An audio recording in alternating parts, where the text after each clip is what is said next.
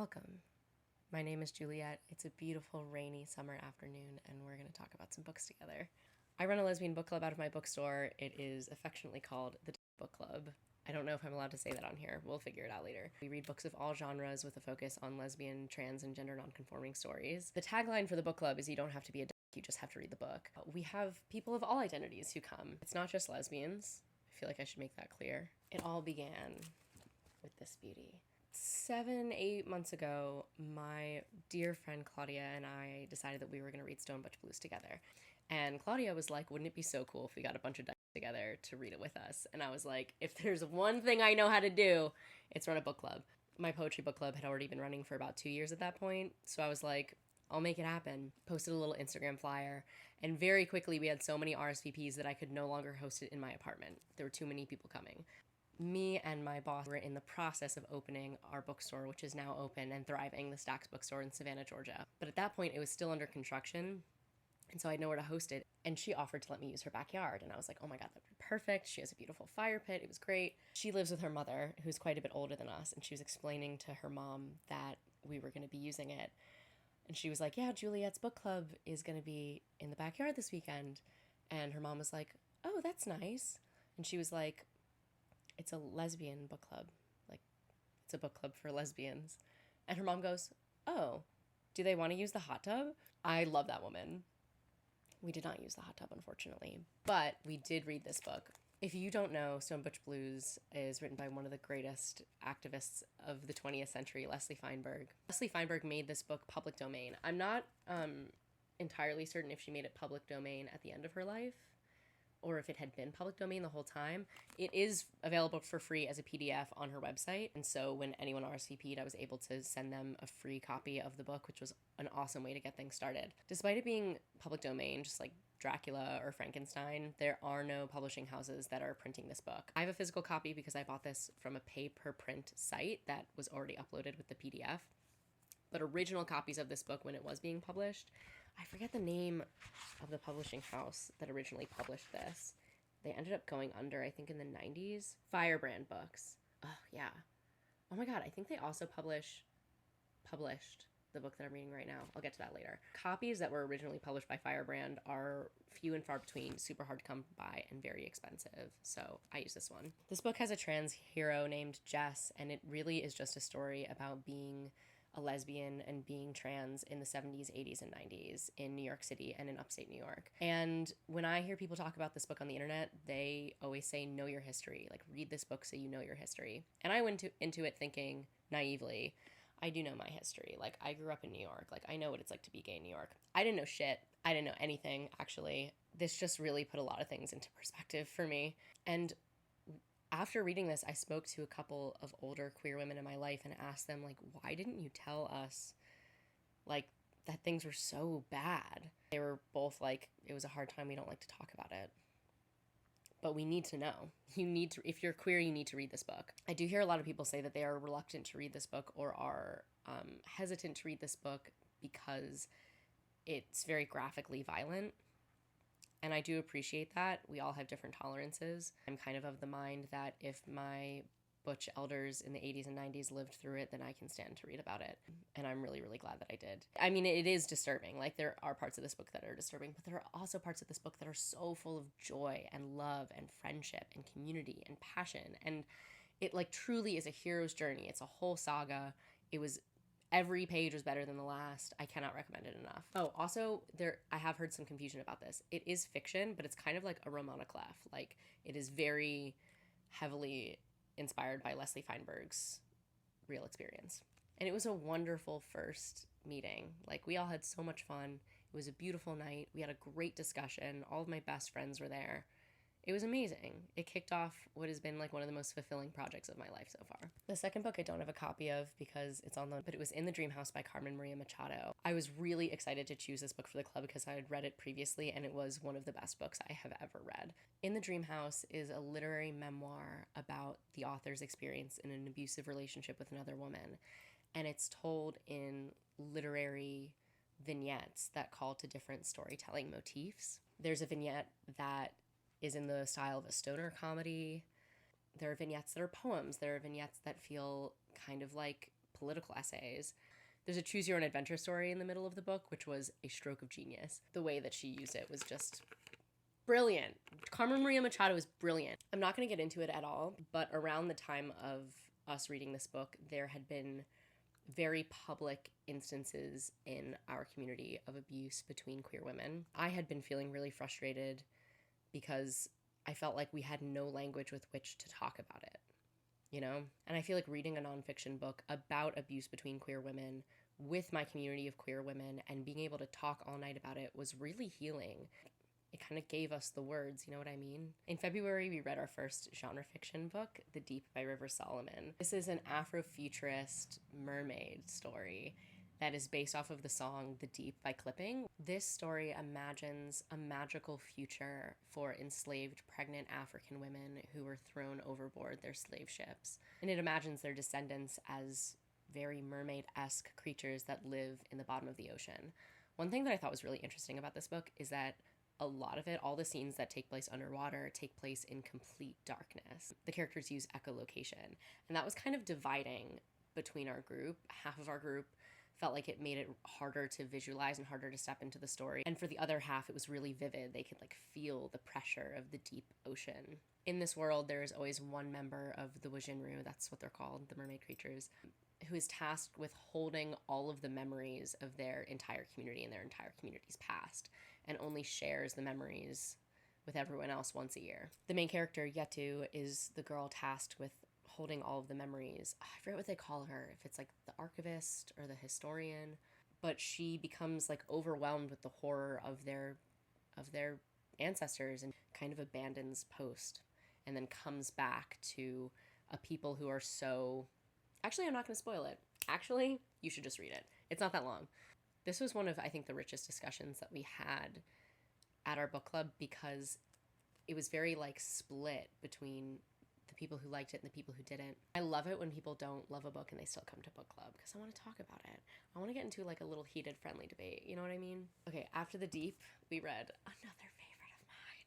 Tipping the Velvet by Sarah Waters is a cult classic. If you have searched lesbian books on Google, this comes up. It's about an oyster girl in Victorian England who falls in love with a vaudeville performer named Kitty Butler, who's a male impersonator, which is Victorian speech for drag king. She gets whisked away with Kitty to London and goes off on this whole adventure. It follows her from her queer awakening all the way through to her finding her true love and settling down with her. And there's love and loss and sex and fights and community and loneliness, and just she experiences the full range of the queer experience.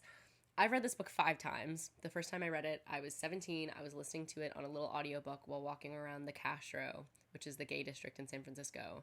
It was such a surreal experience.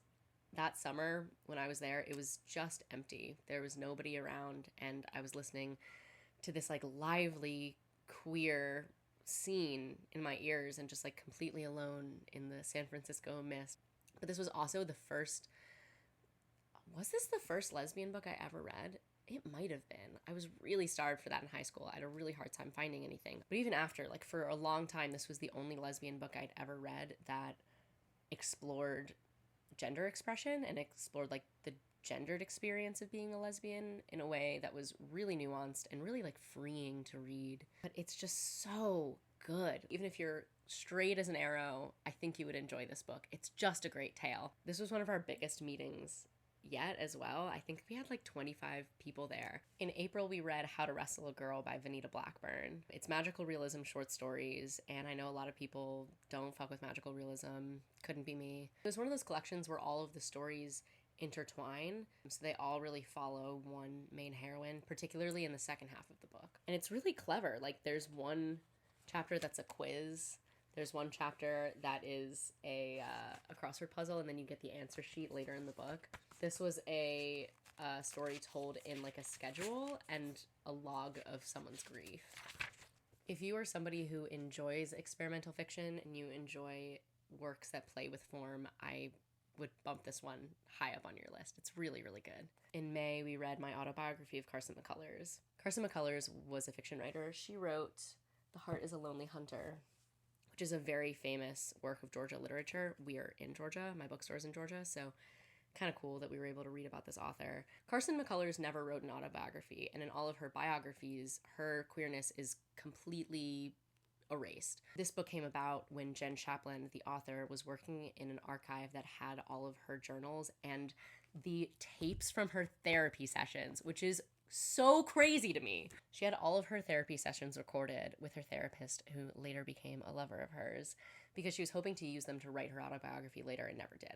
But in her letters, in her journals, in her tapes, it is so clear that she is a lesbian. She calls herself a lesbian. Her being a lesbian is like one of the defining factors of her life, her romances with these women. Also, she had a crazy life. She was roommates with Gypsy Rose Lee. Her best friend was Tennessee Williams. She had a huge feud with, what's that dude's name? Harper Lee's homie. What is his name? He wrote Breakfast at Tiffany's and In Cold Blood. What is his name? Truman Capote. That's his name. They hated each other. They would not be in the same room together, but he did come to her funeral. Her life was just fascinating. It was so fascinating to read about. There definitely were, I think, some influences from Carmen Maria Machado's book in this one, in like the vignette style, in the balance between, theory and personal experience. It was a great read. 10 out of 10, like all of these. After that, we read Detransition Baby by Torrey Peters.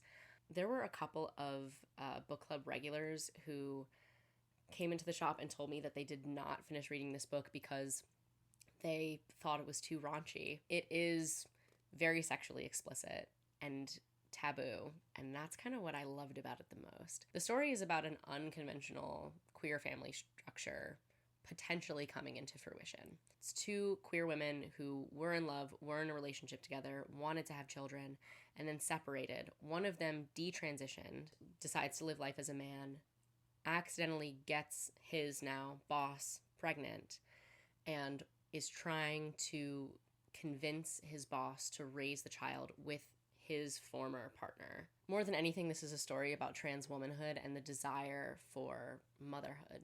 But it's also like very dirty and very explicit in a way that I thought was honest and so fresh and so poignant and strong. Like every time one of these characters does anything, we kind of get a whole queer theory essay going on in their brain.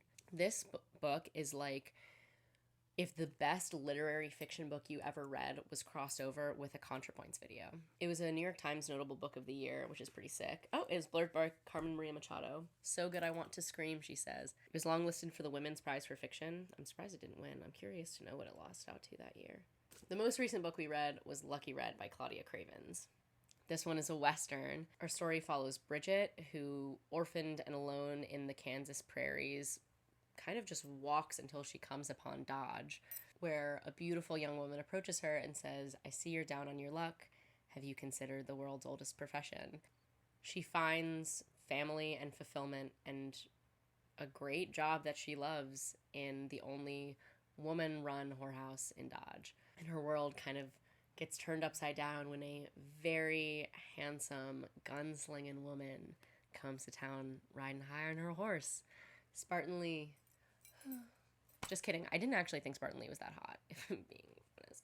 This definitely was not as much of a gunslinging adventure as I thought it was going to be. It's definitely more of a character-driven story than a plot-driven story. I was really expecting her to become an outlaw very soon, but she spends like most of the book in the brothel, so know that going in. This book was kind of like a palate cleanser for us. It's not at all heavy on queer theory or like queer ideas. It is just a fun Western, which was great.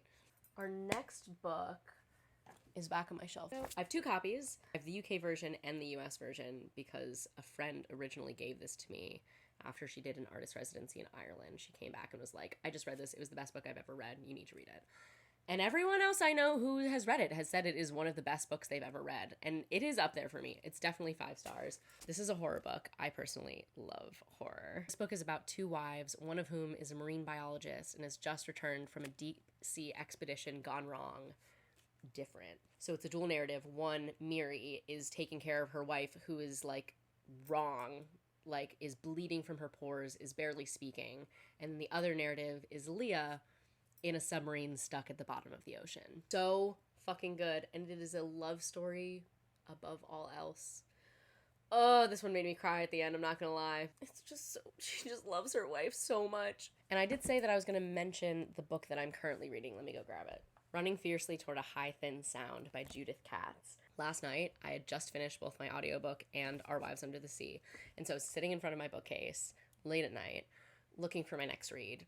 The light reflected off the spine, like straight into my eye, like a message from the heavens. It was like, you must read this one next. I found this on like a Goodreads list for Jewish lesbian literature. It only has like 130 ratings on Goodreads. It is from Firebrand Books, same publishing house that published Stone Butch Blues. So I got it on Thrift Books, and it was definitely something that was like in my wish list that I tacked on to get free shipping. And it is just so damn good.